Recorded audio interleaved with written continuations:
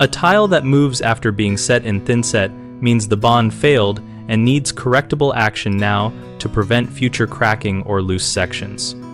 Start by removing the moving tile carefully with a flat chisel and a gentle tapping mallet so you do not damage surrounding tiles or substrate. Clean all old Thinset from the back of the tile and from the substrate using a scraper until you reach a sound surface with no powdery residue. Mix a fresh batch of Thinset to a medium creamy consistency following the manufacturer directions by weight or volume so it is not too dry or too soupy. Back butter the tile by applying a thin, even layer of Thinset to the full back surface of the tile with a notched trowel and then apply mortar to the substrate as well to ensure full contact when pressed into place. When resetting, press the tile firmly and move it slightly in one direction, then back to collapse the mortar bed and eliminate voids.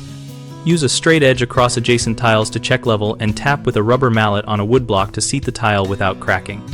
Insert spacers as needed to maintain grout lines, and do not disturb the tile for at least 24 to 48 hours depending on Thinset cure rates and ambient temperature and humidity. Common mistakes include reusing the same Thinset, which leads to weak adhesion and voids, so always remove old mortar and use fresh Thinset mixed correctly to manufacturer guidelines. Another frequent issue is failing to back butter larger tiles, which results in corner voids and future movement, so apply mortar to both tile and substrate to achieve full contact. People also disturb the tile before the Thinset cures by walking or applying weight, which compromises bond strength, so block off the area and wait the recommended cure time before grouting or walking on the floor.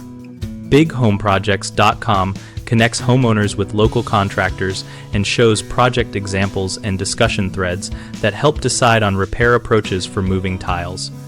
We provide a community where homeowners and contractors exchange practical tips, and we help contractors find work and homeowners find local help.